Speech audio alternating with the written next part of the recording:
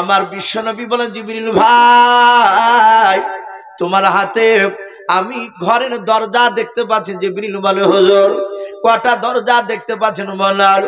আল্লাহর নবী 1 2 3 4 করে রসুল আমার মসজিদে নববী থেকে বাপ আসমানের দিকে তাকিয়াও, জিবরিল আলাইহিস সালামের হাতের দিকে তাকিয়াও। আল্লাহর নবী যে 1 2 3 4 করে গুনে রসুল বললেন, ওগো জিবরিল ভাই তোমার হাতে 7টা দরজা দেখতে পাওয়া যায়।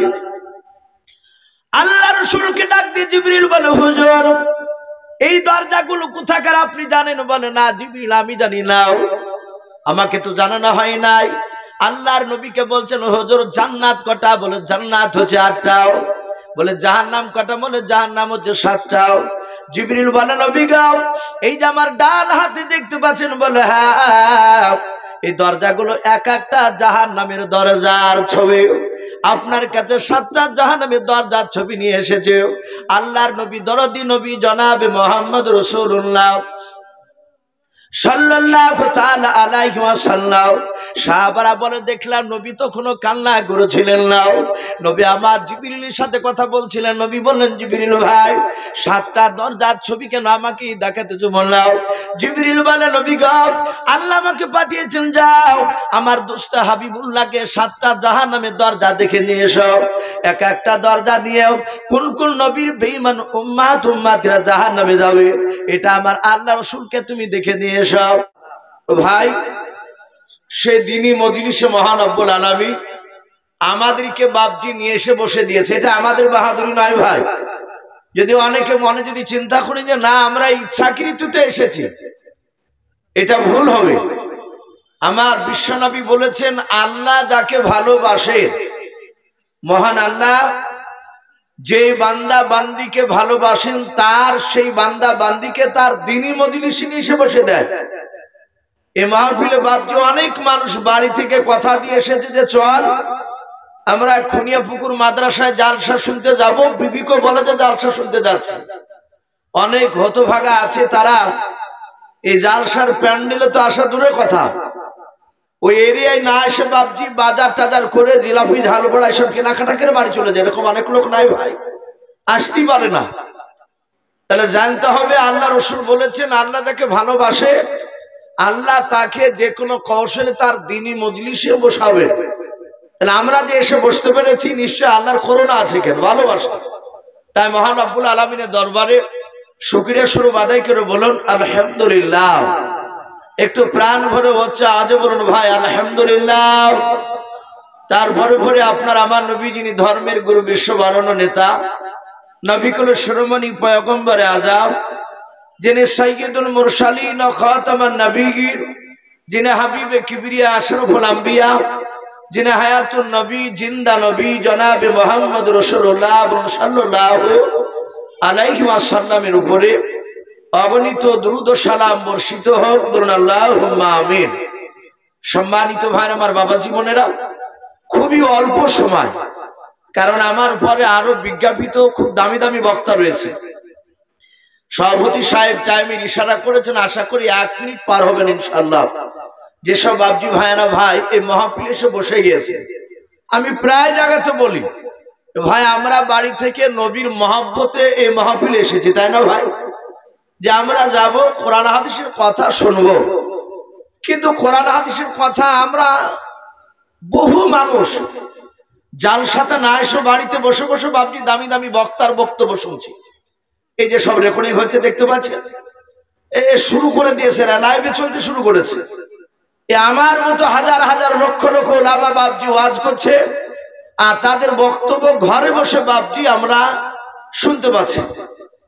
কিন্তু বাবজি আমরা জানি নবীর মহব্বতে এসে দিনী মজলিসে যেখানে আসবেন, ওই জায়গায় সুন্নাত তরিকায় যদি বসা না হয় তাহলে বাবজি রসুলের সুন্নাতকে মানা যাবে না। যারা বসে গেছেন ভাই একটু অনুরোধ করবো, লজ্জা করবেন না, একটু এগিয়ে আসেন। এই যে জায়গাগুলো ফাঁকা হয়ে আছে, এটা সাহাবাদের বাবজি এরকম বসা ধরন ছিল না। সাহাবারা তারা জমা হয়ে বসতে। আসি ভাই, একটা সুন্নাত যদি আল্লাহ দরবারে যদি কবুল হয়ে যায়, এ মাহফিল বসা যদি আল্লাহ কবুল করে নেয়, আলহামদুলিল্লাহ। জান্নাত যাওয়া এই খুনিয়াপুকুর মাদ্রাসার জালসা এটাই আমাদের জন্য যথেষ্ট হয়ে দাঁড়িয়ে যাবে। বলুন আলহামদুলিল্লাহ।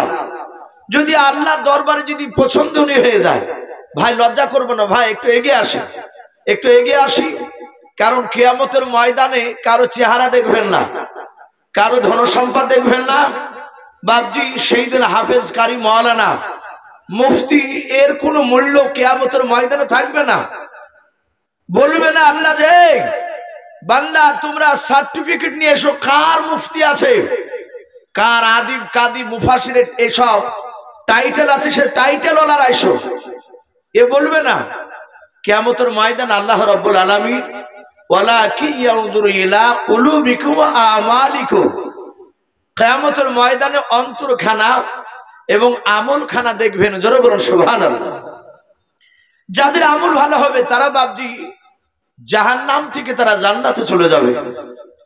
আর রাসূলুল্লাহ 63 বছর যে বেঁচে ছিলেন, নবী আমার 63 বছরের মধ্যে 23 বছর রাসূল মেহনত করে গিয়েছে।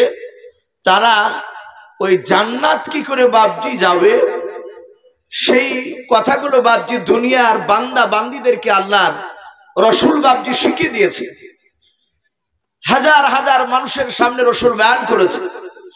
আর যেমন আপনারা বসে আছেন, আমার বিশ্বনবী রাহমাতুল লিল আলামিন এইভাবে জমায়েত মানুষ রাসূল প্রথম জামানায় পায়নি। রাসূল চুপি চুপি কলেমার দাওয়াত দিতে গিয়েছিলেন। আমরা সকলেই জানি হযরত ওমর ইবনুল খাত্তাব রাদিয়াল্লাহু তাআলা আনহু বলে একজন রাসূলের সাহাবা, মক্কার সেই সময় বাপজি কুখ্যাত বাপজি সে মস্তান ছিল। ওমরের এত শক্তি ছিল যে ওমরের সামনে বাপজি মানুষ দাঁড়িয়ে কথা বলতে পারতো না ভাই। সে এত বড় বাপজি দুঃসাহসী ব্যক্তি ছিল। ওমর যাকে জবাই করত তার শরীর থেকে রক্ত বের করে চামড়ার মুশুকে ভরত। ওনার জীবনীতে এসেছে চামড়ার মুশুকে তার রক্ত ভরে নিয়ে ওই যাকে মেরেছে তার খানদান কিংবা তার বাপ মার সামনে গিয়ে ওমর চিৎকার করে তার নাম ধরে ডেকে তাদের সামনে ওই রক্ত মুখে করে নিয়ে কুলি করে তাদের গায়ে ফেলত। এ ভাবতে পারেন 2-4টা বাপজি মানুষ মিলে এরকম কাজ করতে পারবে না? তার এত সাহস ছিল। আমার রাসূল ওমরের সেই সময় ভয়ে প্রকাশ্য বাপজি কলমার দাওয়াত দিতেন না, চুপি চুপি দিতেন। কিন্তু নবী অনেক মার খেয়েছেন। যেদিন ওমর ঈমান আনলেন সেদিন ওমর বলেছিলেন, হুজুর আজ থেকে আপনাকে আর গোপনে কলমার দাওয়াত দেওয়া লাগবে না। আজ আপনি কাবা শরীফের সামনে প্রকাশ্য দাঁড়িয়ে চলুন ওই কাবা শরীফের সামনে দাঁড়িয়ে আজান দিয়ে আমি ওমর আপনাকে নিয়ে সেখানে জামাত করে নামাজ আদায় করবো। জোরে বলুন সুবহানাল্লাহ।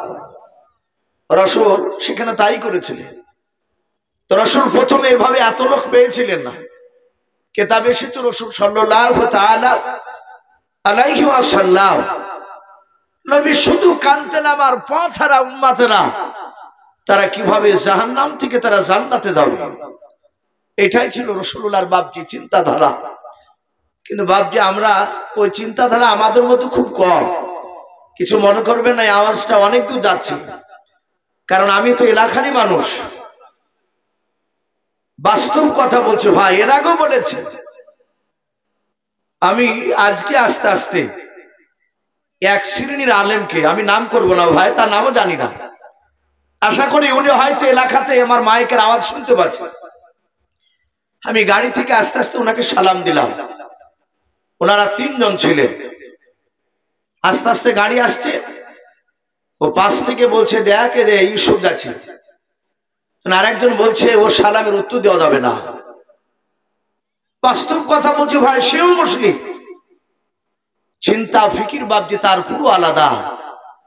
আমার বিশ্ব নবী যদি এরকম মানসিকতা থাকতো, আচ্ছা বলেন এই খুনিয়াপুকুরে রাসূলের দাওয়াত এখানে পৌঁছাতো ভাই? ওই রকম যদি মানসিকতা থাকতো। নবীজি ব্যবহার দেখিয়েছে, রাসূলকে অনেকে খারাপ বলেছে।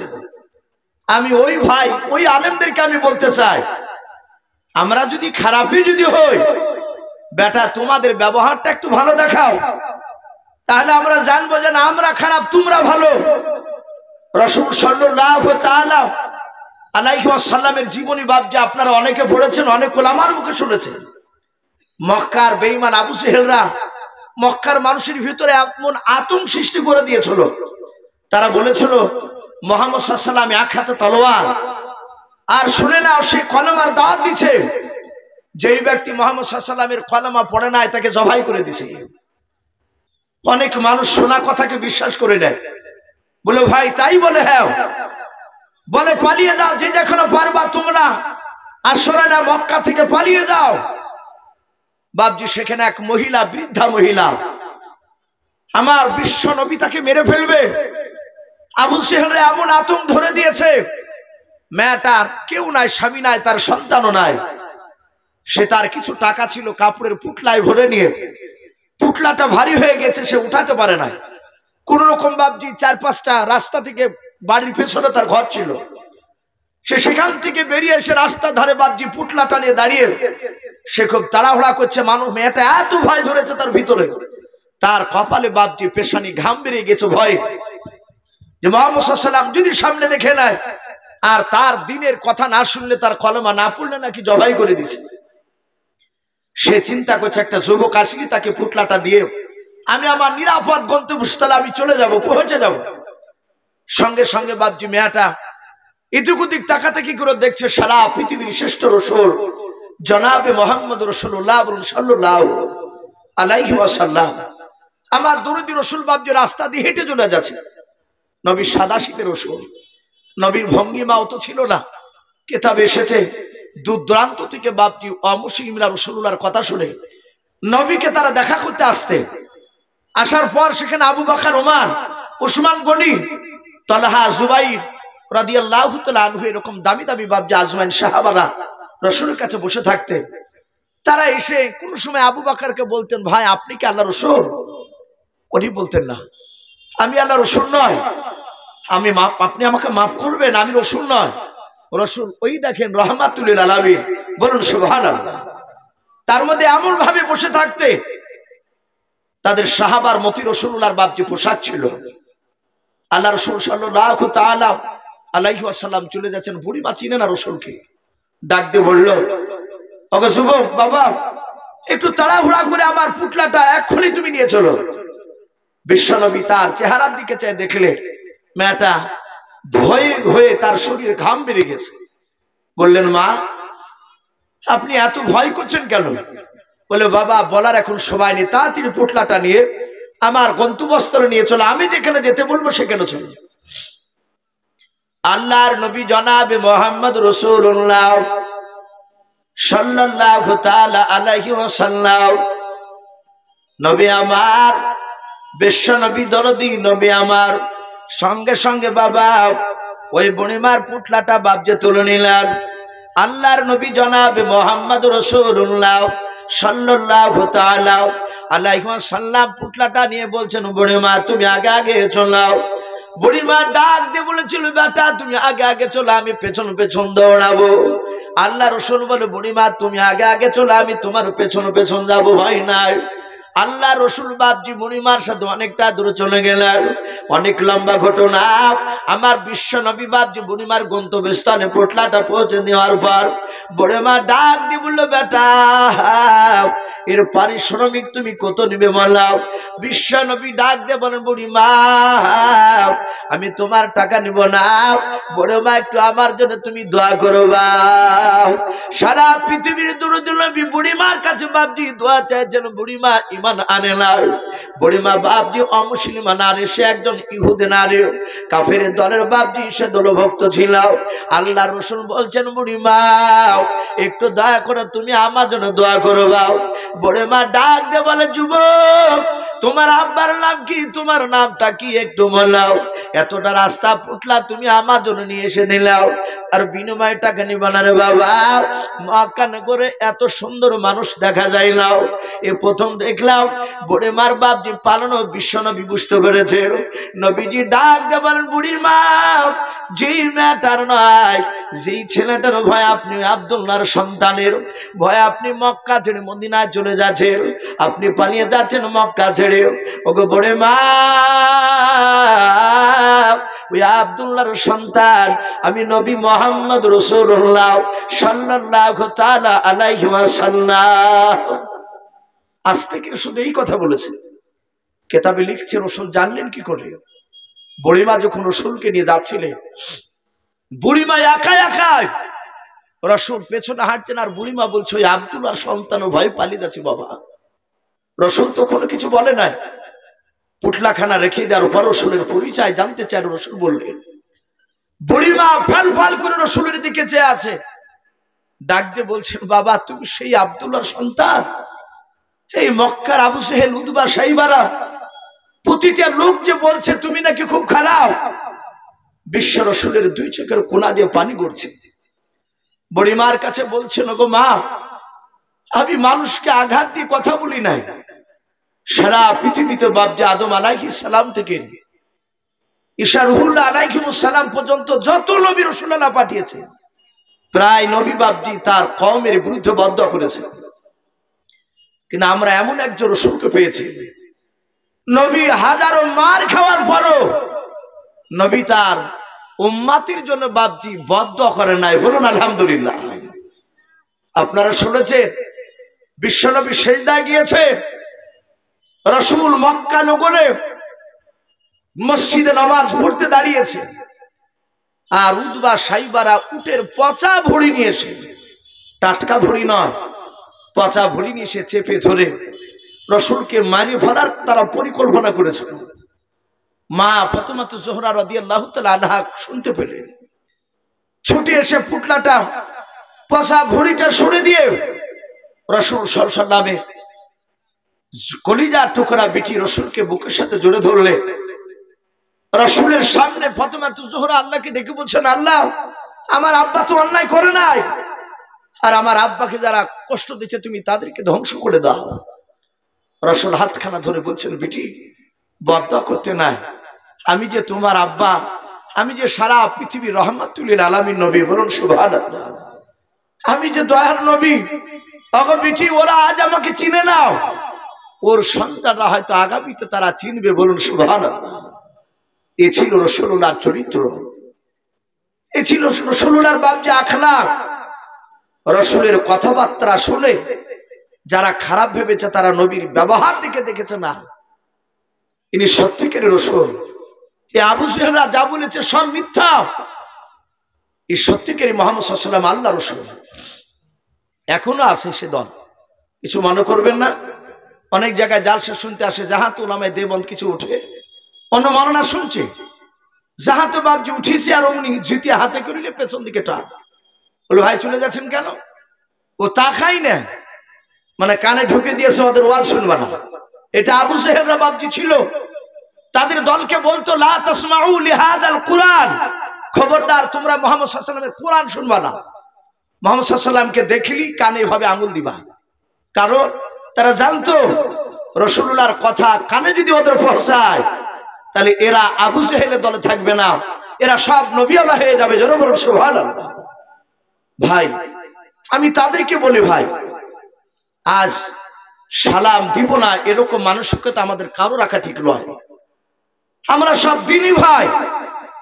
আজ ফিলিস্তিনে যান, ওখানে বাপজি ফারাজি, হানাফি, বেরেলি, দেওবন্দি সব রকমের লোক আছে ওখানে, ছাড় নাই।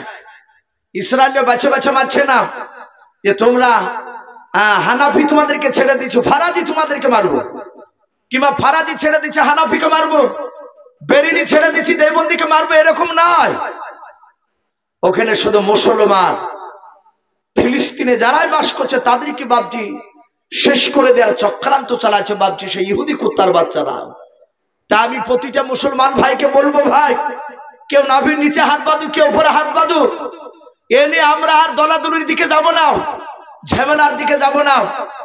সবাই একই কথা বলেন যে ভাই নামাজ পড়ো, আর কলেমা সবারই আমাদের এক, দিনই কলেমা লা ইলাহা ইল্লাল্লাহু মুহাম্মাদুর রাসূলুল্লাহ সাল্লাল্লাহু আলাইহি ওয়াসাল্লাম যেই পড়বে আমরা তাকে সালাম দিব। বলুন ইনশাআল্লাহ, একটু জোরে বলুন ইনশাআল্লাহ। আর দলাদলির দিকে বাপজি যাব না। একটু আসি, আমরা ধ্বংসের দিকে চলে যাচ্ছি, দেওয়ালে পিঠ থেকে গিয়েছে। আমরা রসুলের সুন্নাতের দিকে বাপজি আমল করি। রসুলের জামানায় তাদের প্রতিটা মানুষের টার্গেট ছিল রসুলের সুন্নাতকে জিন্দা করা। আজ আমাদের শরীয়ত বাপজি রসুলের সুন্নাতকে জিন্দা করবে এই টার্গেট নয়। আজ দলাদলি নিয়ে বাপজি আমরা বিভক্ত হয়ে গিয়েছি। আমার বিশ্বনবী সবসময় বলেছেন, সাহাবারা তোমরা আমার সুন্নাতকে মানো আর জাহান্নাম থেকে বাঁচার চেষ্টা করো। আমরা সকলেই জানি সারা পৃথিবীর রসুল বাপজি আজও মদিনাতুল মুনাওয়ারায় সবুজ গম্বুজের তলে রসুল এখনো কাঁদছেন কি কাঁদছেন না? একটু কথা বলেন বাপ। এখনো কাঁদছে। এটা আমাদের আকীদা, এটা নয় যে নবী ইন্তেকাল করে মাটির সঙ্গে পচে সরে গিয়েছে। এটা আমাদের আকীদা নয়। আমাদের আকীদাও নবী ইন্তেকাল করেছেন কিন্তু কবরে তিনি এখনো জিন্দা। বলুন আলহামদুলিল্লাহ। এখনো পৃথিবীর বাপজি অনেক আল্লাহওয়ালা বান্দারা এখনো রসুলের বাপজি মদিনাতুল মুনাওয়ারায় রসুলের কবর জিয়ারত করতে গিয়ে যদি সালাম দেয়, সালাম দিতে গিয়ে বাপজি তারা যারা প্রকৃত আল্লাহওয়ালা হয়, রসুলের যারা প্রকৃত আশিক দিওয়ানা হয়, তারা রসুলের সালামের উত্তর তারা উপর থেকে শুনতে পায়। বলুন আলহামদুলিল্লাহ। তো সেই কান তৈরি করা লাগবে। জানি না আপনারা চিনেন কি, আর হাটগোবিন্দপুর নদিয়া একজন বক্তা ছিলেন, আল্লাহ থেকে জান্নাতবাসী করুন, হাত কাটা ইমাজউদ্দিন সাহেব রহমাতুল্লাহ আলাইহ। ওনাকে দেখেছেন ভাই? একটু হাত তুলুন তো, কারা কারা দেখেছেন? মাশাআল্লাহ। ওনার মুখে বক্তব্য শুনেছি ভাই। আমার জীবনে ওনার 3 দিন বাপজি ওনার অজুর পানি নিয়ে যাওয়ার এই আল্লাহ সৌভাগ্য আমাকে মিলিয়েছিলেন। উনি মাথায় হাত বুলিয়ে দোয়া করেছিলেন, তখন আমি ছাত্র। ওনার বয়ান শুনেছিলাম। উনি বলছিলেন, উনি আল্লাহি কসম, আল্লাহি কসম 3 বার আল্লাহর কসম করে বললেন, আমি রসুলের কবরে কয়েকবার জিয়ারত করতে গিয়ে আমি সালাম দিয়েছি। উনি বলছিলেন, আমি রসুলের আওয়াজ আমি নিজ কানে শুনেছি। বলুন আলহামদুলিল্লাহ। এখনো আছে বান্দা, যদি প্রকৃতির সেই বান্দা হয় এখনো বাপজি রসুলের আওয়াজ পাবে। নবী এখনো কাঁদছেন, আমার উম্মাত, আমার বান্দারা নয়, আমার উম্মাত উম্মাতিরাও তারা কিভাবে জান্নাতে যাবে, জাহান্নাম থেকে নাজাত পাবে। রসুল দুনিয়ার বুকে বাপজি এখনো কাঁদছেন, জিন্দা অবস্থাতেও কেঁদেছিলেন। আমরা সকলেই জানি আমার বিশ্বনবী যেভাবে বাপজি মসজিদে নববীতে আপনাদের মতো মানুষ এরকম রসুল যখন পালেন, পরবর্তীকালে নবীর সাহাবারা সকলেই রসুলের দিকে চেয়ে কথাগুলো শুনছিলেন। আমার দরুদি নবী সাহাবাদের সামনে তাকে থেকে আলোচনা করছিলেন, জান্নাত জাহান্নামের কথা শোনাছিলেন। হঠাৎ করে বাপজি সাহাবায়ে কেরাম বলেন, দেখলাম আমার বিশ্বনবী আমাদের দিকে তাকাতে তাকাতে আর আমাদের দিকে তাকালেন না। আমার বিশ্বনবী আসমানের দিকে বাপজি তাকাতে শুরু করে দিলেন। সাহাবায়ে কেরাম বলে, আমরা রসুলের চেহারার দিকে তাকিয়ে দেখলাম নবী আকাশের দিকে তাকাচ্ছে। দেখলাম রসুল কার সাথে যেন কথা বলছে। নবীর কথা শুনতে পেলাম, কিন্তু যেই লোকটার সাথে কথা বলছে সেই লোকটাকে আমরা দেখতে পাই না। কিতাবে এসেছে যার সাথে রসুল কথা বলছিলেন তিনি ছিলেন সম্রাট জিবরিল আলাইহিস সালাম। বলুন আলহামদুলিল্লাহ। ফেরেশতাকে আমরা দেখতে পাই ভাই? আমরা দেখতে পাই না, কিন্তু দেখতে পাবেন না তা নয়। আমরা যে দেখতে পাবো না ফেরেশতাকে এটা কথা নয়। সাহাবা আব্দুল্লাহ ইবনে আব্বাস রাদিয়াল্লাহু তাআলা আনহু তিনি জিবরিল আলাইহিস সালামকে দেখেছিলেন। বলুন আলহামদুলিল্লাহ। অনেক আল্লাহওয়ালা ফেরেশতাকে দেখেছে। হযরত বিশ্ব রাসূলের সাহাবারা বলে, আমরা সেই সময় তাকে কাউকে দেখতে পেলাম না, কিন্তু নবীজি কার সাথে যেন গুনগুন করে কথা বলছিলেন। আল্লাহ রাসূল এইভাবে আকাশের দিকে তাকাতে লাগলেন। সাহাবারা বলেন, আমরা সকলেই চুপচাপ। রাসূল আসমানে কার সাথে কথা বলে দেখি। আমার বিশ্ব নবী বললেন, ওগো জিবরিল ভাই, কি ব্যাপার, তুমি প্রথম আসমান থেকে আমাকে সালাম দিলে কেন? আমাকে কেন ডাকলে বলো? জিবরিল আলাইহিস সালাম রাসূলকে সালাম দিয়েছে, আসসালামু আলাইকা ইয়া রাসূলুল্লাহ। নবীজি সালামের উত্তর দিয়ে বলে, জিবরিল ভাই কেন তুমি আমাকে ডাকলে? হযরত জিবরিল আলাইহিস সালাম আল্লাহ রাসূলকে ডাক দিয়ে বলল, নবী আপনি আসমানের দিকে আমার দিকে তাকান। আল্লাহ রাসূল জিবরিলের দিকে তাকালেন। জিবরিল আলাইহিস সালাম ডাক দিয়ে বলেন, ওগো আল্লাহর নবী আপনি চিন্তা করবেন না, নবী আপনি আমার ডান হাতের দিকে তাকান। আল্লাহর নবী বলেন, আমি ডান হাতে জিবরিলের দিকে তাকালাম। দেখলাম জিবরিল আলাইহিস সালাম হাত কানা বাপ যেভাবে সাত করেছেন। আল্লাহর নবীকে জিবরিল আলাইহিস সালাম ডাক দিয়ে বলেছিলেন, ওগো হুজুর আপনি আমার ডান হাতে কি দেখতে পাচ্ছেন বলেন? আমার বিশ্বনবী বলেন, জিবরিল ভাই তোমার হাতে আমি ঘরের দরজা দেখতে পাচ্ছি। জিবরিল বলে, হুজুর কটা দরজা দেখতে পাচ্ছেন বলেন?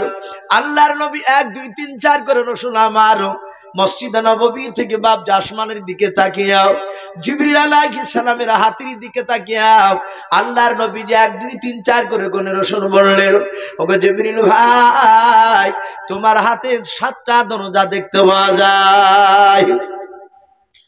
আল্লাহ রাসূলকে ডাক দিয়ে জিবরিল বলে, হুজুর এই দরজাগুলো কোথাকার আপনি জানেন? বলে, না জিবরিল আমি জানি না, আমাকে তো জানানো হয় নাই।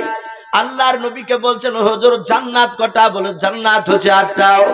বলে জাহান্নাম কটা? বলে জাহান্নাম হচ্ছে 7টাও। জিবরিল বলে, নবী গাও এই যে আমার ডান হাতে দেখতে পাচ্ছেন? বলে হ্যাঁ, এই দরজাগুলো এক একটা জাহান্নামের দরজার ছবি।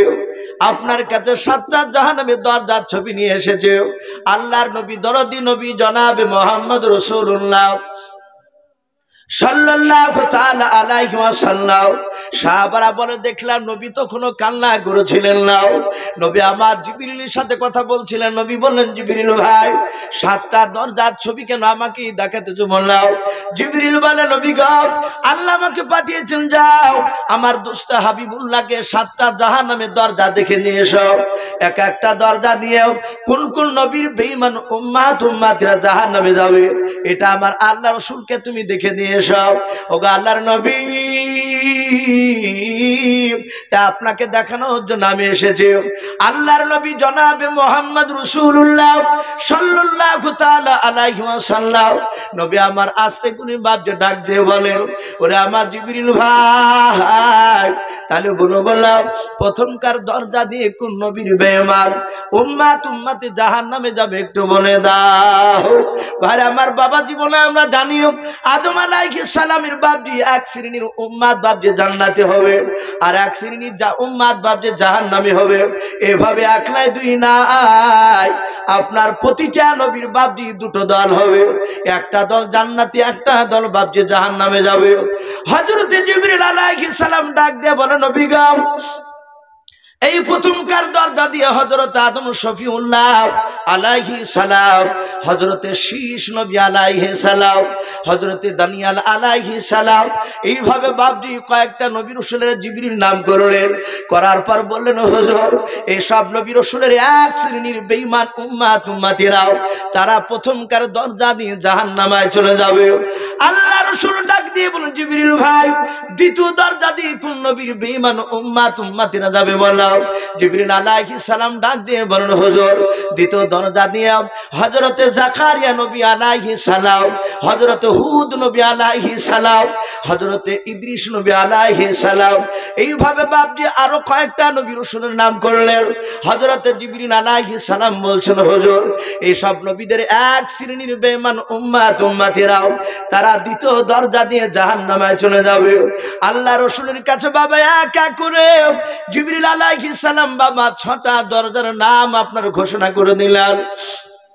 সাহাবারা বলে, দেখলাম নবী আমাদের দিকে তাকান নাই, একইভাবে চেয়ে আছে ওই প্রথম আসমানে জিবরিলের দিকে। হযরত বিশ্ব নবী ডাক দিয়ে বলেন, জিবরিল ভাই তুমি এক এক করে 6টা দরজা তুমি নাম করে নাও।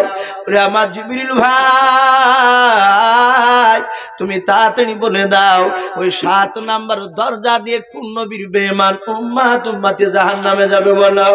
হযরতে জিবরিল আলাইহিস সালাম বাপজি জবানটা বন্ধ করে কোনো কথা বলেন নাই। আল্লাহ রাসূলের চেহারার দিকে বাপজি চেয়ে আছে, কারণ জিবরিল আলাইহিস সালাম বাপজি জানতেন ইনি এত বড় দামি নবী বাবা। আল্লাহ রাসূলের দিকে বাবা যত মানুষ বাপজি মহব্বতে ইমানি হালাতে নবীকে যত মহব্বতে নজরে দেখবে বাবা তার মর্যাদা আল্লাহ বাড়িয়ে দিবে। জোরে বলুন সুবহানাল্লাহ।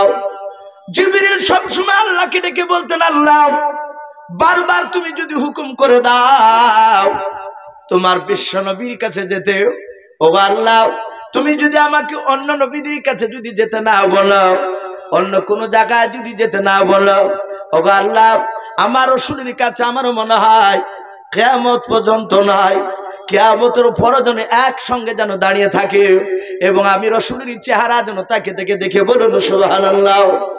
জিবরিল জানতেন এত দামি নবী আমার, সেই নবীর চেহারার দিকে চেয়ে ফ্যাল ফ্যাল করে ভাবছে চেয়ে আছে। আল্লাহর নবী বলেন, জিবরিল ভাই তুমি তাড়াতাড়ি বলো ওই 7 নাম্বার দরজা দিয়ে কোন নবীর বেঈমান উম্মতেরা যাবে বলে দাও। জিবরিল আলাইহিস সালাম কোনো কথা বলেন নাই, আল্লাহ নবী চেহারার দিকে চেয়ে আছে। আমার বিশ্ব নবী দরদি নবী জনাবে মুহাম্মদ রাসূলুল্লাহ সাল্লাল্লাহু তাআলা আলাইহি ওয়াসাল্লাম আবার ডাক দিয়ে বলেন, জিবরিল ভাই তুমি কথা বলো নাই কেন বলো? আল্লাহর নবী বলেন, আমি বেশ কিছুক্ষণ ধরে বারবার জিজ্ঞাসা করলাম, জিবরিল কথা বলে নাই। হঠাৎ করে আমি জিবরিলের চোখের দিকে আমি নজর করলাম। বিশ্ব নবী বলেন, আমি জিবরিলের চেহারার দিকে চেয়ে দেখলাম জিবরিলের 2 চোখের কোনা দিয়ে বাপজি ঠোপে ঠোপে পানি ঝরছিল। আমার বিশ্ব নবী বলেন, জিবরিল ভাই তুমি এক এক করে তুমি 6টা দরজার তুমি নবী রাসূলের তুমি নাম করলাও, তাদের নাম করতে গিয়ে তুমি কান্না করো নাই, আর তুমি কেন 7 নাম্বার দরজার নাম করতে গিয়ে কেন কান্না করেছ, নাম কেন করো নাই বলো? হযরত জিবরিল আস্তে করে বলছেন, রাসূল 7 নাম্বার দরজার নবীর নাম করতে আমি বড্ড কষ্ট পাই। আল্লাহর নবী বলেন, জিবরিল ভাই আস্তে করে তুমি বলো। জিবরিল আস্তে করে কেঁদে কেঁদে রাসূলকে ডাক দিয়ে বলছেন, হুজুর এই 7 নাম্বার দরজা দিয়ে নবী গাও, কিয়ামত পর্যন্ত আপনার এক শ্রেণীর উম্মতি হবে রাসূল, তারা 7 নাম্বার দরজা দিয়ে জাহান্নামে চলে যাবে। ওগো রাসূল আপনার নামটা বলতে আবার বড্ড কষ্ট হচ্ছে। আমার বিশ্বনবী মসজিদে নববীতে জিবরিল আলাইহিস সালামের মুখ থেকে শুনলেন যে হে রাসূল আপনার এক শ্রেণীর উম্মত তারা জাহান্নামে যাবে এই 7 নাম্বার দরজা দিয়ে। আমার বিশ্ব রাসূল সাল্লাল্লাহু আলাইহি ওয়াসাল্লাম তিনি মসজিদে নববীতে হাওমাও করে কাঁদতে লাগলেন। সব সাহাবারা বাপজি রাসূলের কান্না দেখে সাহাবারা কাঁদতে লাগলেন। সাহাবারা বুঝতে পেরেছে রাসূল আঘাত পেয়েছেন। নবী কাঁদতে কাঁদতে সাহাবাদের সাথে আর কারোর সাথে কথা বললেন না। সোজা রাসূল মসজিদের মিম্বার থেকে সোজা হেঁটে দরজা দিয়ে রাসূল বাপজি সোজা বেরে বাড়ির দিকে চলে গেলেন। হযরতে রাসূলের সবচেয়ে মুরব্বী সাহাবা, সবচেয়ে প্রিয় বন্ধু হযরতে আবু বকর সিদ্দিক রাদিয়াল্লাহু তাআলা আনহু তিনি বললেন, ওগো আমার সাথী ভাইরা কেউ যেন রাসূলকে পেছন দিক থেকে ডাকবা না। আমার রাসূল কষ্ট পেয়েছে জিবরিলের সাথে কথা বলে, উম্মত জাহান্নামে যাবে বলেছে, তাই রাসূল আমাদেরকে খুব ভালোবাসে। রাসূল কাঁদতে কাঁদতে চলে গেছে, রাসূলকে ডাকবা না। নবী আজ যদি জোহরে না আসে আশা করি আসরের সময় আসবে, আসরে না আসলে মাগরিবে আসবে। দৌড়ে দৌড়ে রাসূল সাল্লাল্লাহু আলাইহি ওয়াসাল্লাম তিনি চলে গেলে সাহাবায়ে কেরামরা তিনারা ঠিক জামাতের টাইমে জামাত করে নামাজ আদায় করলে। এর সাথে রাসূল আসলেন না, ফজরে রাসূল আসলেন না, তারপরে দিন আবার জোহরে আসলেন না। কিতাবটিতে এসেছে বাপজি 3 দিন বাপজি পার হয়ে গেল রাসূল আসে না। 4 দিনকার দিন ফজর নামাজ পড়ে হযরত আবু বকর সিদ্দিক রাদিয়াল্লাহু তাআলা আনহু ডান দিকে বাম দিকে সালাম ফিরে বাপজি ডান দিকে ঘুরে বসলেন। আমাদের এলাকায় দেখবেন ইমাম সাহেবরা 2টো নামাজের সময় বাপজি পেছন দিকে ঘুরে বসে সালাম ফিরে। একটা হচ্ছে আসরের নামাজ, আর দ্বিতীয় দেখতে পাওয়া যায় ফজরের নামাজ। বসে না ইমাম সাহেবরা সালাম ফিরে বাপজি পেছন দিকে ঘুরে বসে এবং তাসবিহ পড়ে। ওই সময় রাসূল বাপজি পেছন দিকে ঘুরে বসে তাকে দেখতে কোন কোন সাহাবা বাপজি মসজিদে নামাজ পড়তে আসে না, যে আসতো না রাসূল সাহাবাদের কিনে তার বাড়িতে বাপজি খোঁজ নিতে পাঠাতে। কোন দিন রাসূল নিজেও যেতে, কেন ভাই যেতে পারোনি নামাজ পড়তে?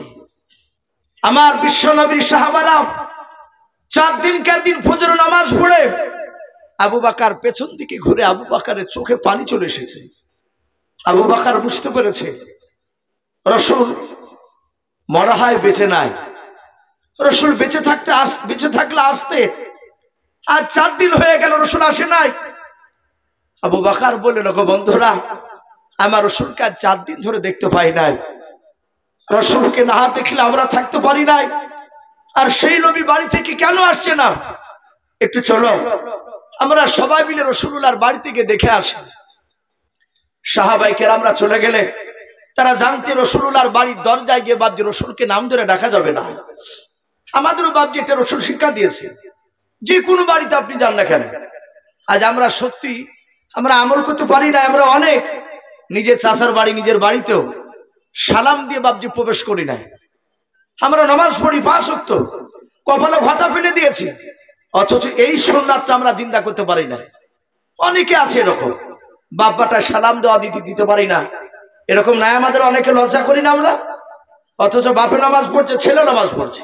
অনেক আলেম আছে, আমরা আলেম সমাজও বাপ যেরকম গোপনে খোঁজ নিয়ে দেখা গেছে বাপকে আলেমে সালাম দেয় না। বলে ভাই সালাম দেন না কেন? হ্যালো ভাই লজ্জা লাগে। আমি বুখারি পড়তাম সেই বছর শুরুলিয়া মাদ্রাসায়, ওই মাদ্রাসা যিনি প্রধান শিক্ষক বাদুর আলম সাহেব, হঠাৎ করে উনি আমাদেরকে তহাবি পড়াতে পড়াতে বলেন, বাবা আব্বাকে সালাম দাও, খারা খারা হাত তুলো তো। ভাই বানোয়াটি কথা না, সেখানে আমও ছিলাম। সবাই মিলে বাপজি তাকাছে হুজুরের দিকে, 3টে ছেলে বললো আব্বাকে সালাম দিই। আমি সামনে বসে আছি, বলছি ইসব তুই দিস না সালাম তোর আব্বাকে? আমি বললাম হুজুর লজ্জা লাগে, কোনোদিন দিইনি। সাথে হাতে বইটাকে বন্ধ করে, কোনোদিন যদি বাদুর আলম সাহেব লেখা আসে একটু জিজ্ঞাসা করে নিতে পারে। বইটা বন্ধ করে বলে এসব আর আলেম পড়া লাগবে না, বাড়িতে যে ছাগল গরু থাকলে ঘাস কেটে পড়া গা, এ শিখে লাভ নাই। আরে বাপকে সালাম দিতে পারিস নাই? সেদিন বাপজি কথা দিয়েছিলাম যে হুজুর ছুটি দিন বাড়ি যাবো, সালাম দিতে পারলে আসবো, না হলে আর আসবো না। সত্যি ভাই আমরা আমল করি নাই, লজ্জা করি। এটাও যদি না পারি কিয়ামতের ময়দানে বাপজি পাকড়া হওয়া লাগবে। রসুলের সাহাবারা বাপজি, রসুলের বাপজি দরজায় কাছে গিয়ে সালাম দিলেন, আসসালামু আলাইকা ইয়া রাসূলুল্লাহ। আস্তে করে সালামে দিয়েছেন আদবের সহিত, কারণ সাহাবারা জানতে আল্লাহ কোরআনে বলে দিয়েছেন, হে আমার বান্দা বান্দিরাও, আমার রসুলের সামনে এমন ভাবে কথা বলবা, আমার নবী তোমাদের সামনে যখন কথা বলবে তোমরা এমন ভাবে কথা বলবা, শুনবা, তোমাদের গলার আওয়াজটা যেন রাসূলুল্লাহর গলার আওয়াজের উঁচু যেন না হয়। জোরে বলুন সুবহানাল্লাহ। এটাও ভয় করতেন সাহাবারা। আবু বকর আস্তে করে সালাম দিলেন, ভিতর থেকে বাপজি রাসূলুল্লাহর গলার আওয়াজের উত্তর বেরিয়ে আসলো না। দেখছেন 8 বছরের কলিজার টুকরা মেয়ে, রসুলের বাপজি কলিজার টুকরা বিটি মা ফাতেমাতু জোহরা রাদিয়াল্লাহু তাআলা আনহা, তিনি কাঁদতে কাঁদতে বাপজি সালামের উত্তর দিয়ে বলছে, আমার আব্বা কই, আমার আব্বা কই? আবু বকর সব সাহাবাদের প্রসঙ্গগুলো খাড়া হয়ে গেছে। বলে ফাতেমা কি ব্যাপার, তোমার আব্বা কই, এই কথা আমাকে বলছে কেন আমাদেরকে? বলে আজ 4 দিন থেকে আমার আব্বা যার বাড়িতে আসে না। ফাতেমাতু জোহরা কাঁদছে যে আব্বা আমাকে একটি বেলা না দেখলে থাকতে পারে না, আর সেই আব্বা 4 দিন ধরে আমার সাথে দেখা করে নাই। আমরা ধারণা করছি রসুল আমার আব্বা মসজিদে রয়ে গেছে। সাহাবারা আর বুঝতে বাকি থাকলো না, রসুল আর বেঁচে নাই, রসুল ইন্তেকাল করে গেছে। সব সাহাবারাও কান্না শুরু করে দিলেন। ওমর বললেন, ডাক দিয়ে বললেন, বন্ধুরাও এখন এভাবে কান্না করা যাবে না। আল্লাহর নবী জনাবে মুহাম্মদ রাসূলুল্লাহ সাল্লাল্লাহু তাআলা আলাইহি ওয়াসাল্লামের সাহাবারা বাপ যে আওয়াজ দিয়ে বলেছিল, ভাই কান্না না করে চলো, রাসূলকে আমরা খোঁজাখুঁজি করে। সব সাহাবারা 3 জন 4 জন করে বাবা চারিদিকে আপনার খোঁজাখুঁজি শুরু করে দিল মদিনায়। দেখো রাসূলকে কোথাও দেখা পাওয়া যায় কিনা। আল্লাহ রাসূলকে বাপজি খুঁজতে খুঁজতে বাপজি সাহাবারা দেখতে পেলেন না। সাহাবার মধ্যে থেকে আবু বকর আর ওমর রাদিয়াল্লাহু তাআলা আনহুম আজমাইন, 2 সাহাবা মরহুমের ময়দান দিয়ে বাপজি মাঠের দিকে চলে গেলেন রাসূলকে আমার খুঁজতে। আল্লাহ রাসূলকে বাপজি তারা কোথাও দেখতে পেলেন না।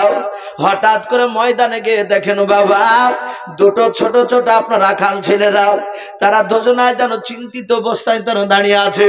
আবু বকর নাই, ওমর ওই রাখাল 2টোর কাছে গিয়ে ওমর ডাক দিয়ে বলেছিল, বাবা তোমরা কি দেখেছো আমাদের দয়ার রাসূলকে? বলাও আমার নবীর খবর কি তোমরা দিতে পারবা?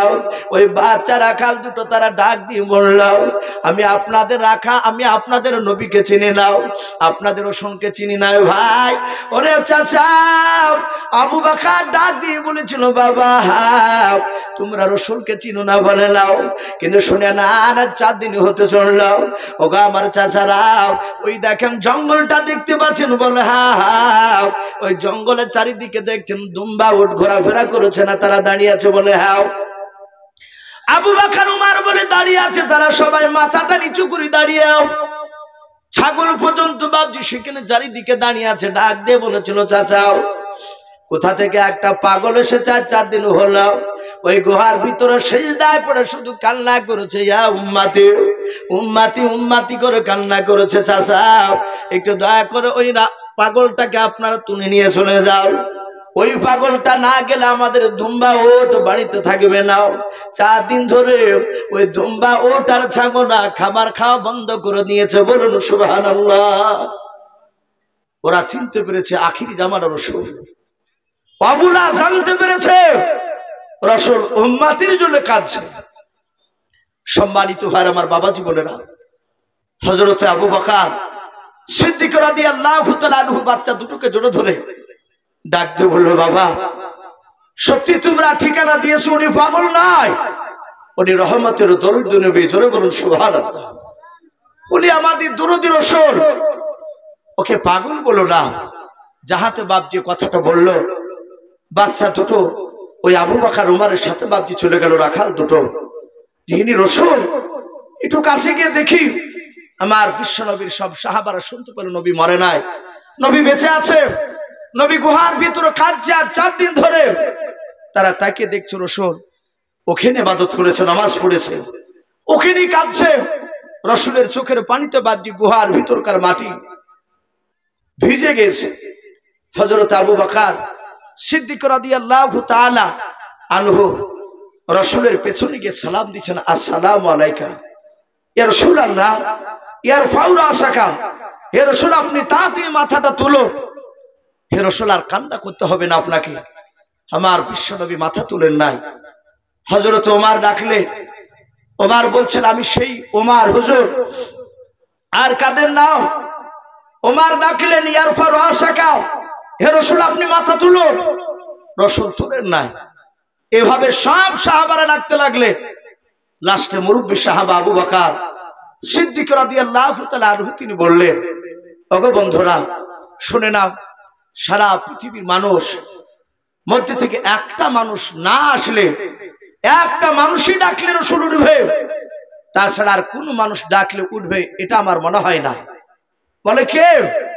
বলে আমরা দেখেছি রাসূলের সেই কলিজার টুকরা বিটি মা ফাতেমাতু জোহরা রাদিয়াল্লাহু তাআলা আনহাকে দেখেছি, রাসূলকে দেখেছি। ফাতেমাতু জোহরা আসতেন রাসূলের দরবারে, যেমন আপনারা বসে আছে, আমি আপনাদের দিকে চেয়ে কথা বলছি। এভাবে দেখা যেত ফাতেমাতু জোহরা অনেক দূরে আছে, কিছু সাহাবা নয়।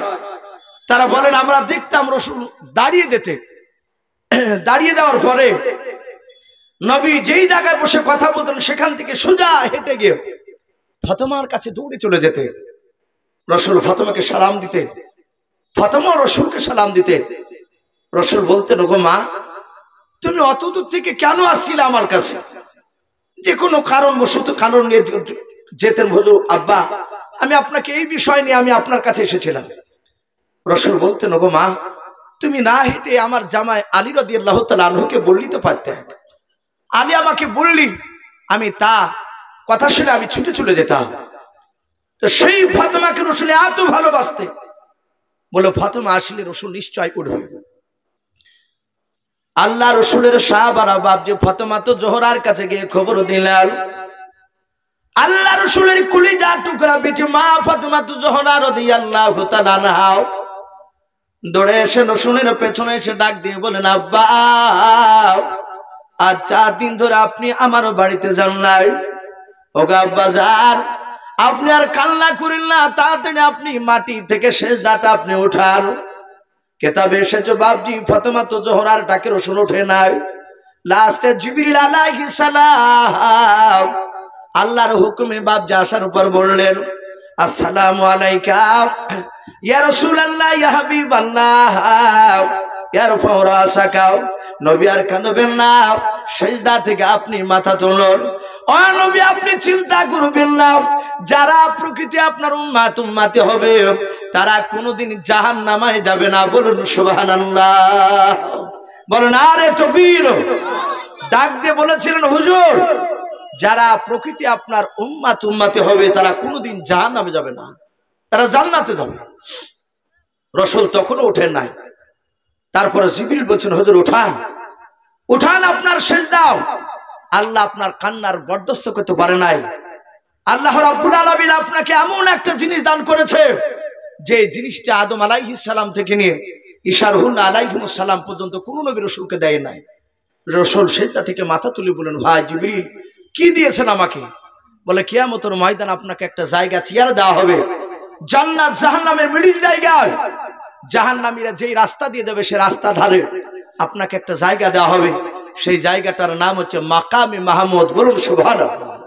হে রাসূল, ওই জায়গা আদম নবী বসতে পাবে না, মুসা নবী বসতে পাবে না, ঈসা নবী বসতে পাবে না, ইদ্রিস নবী আলাইহিমুস সালামরা যত নবী পাঠিয়েছে আপনি নবী বাদ দিয়ে, তারা কেউ বসার সেখানে অধিকার তাদের নাই।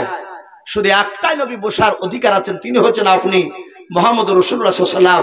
হে রাসূল, আপনি কাঁদবেন না, ওই জায়গায় বসে থাকবেন, আপনার সামনে দিয়ে জাহান্নামীরা যাবে, আপনার উম্মতকে আপনি চিনতে পারবেন।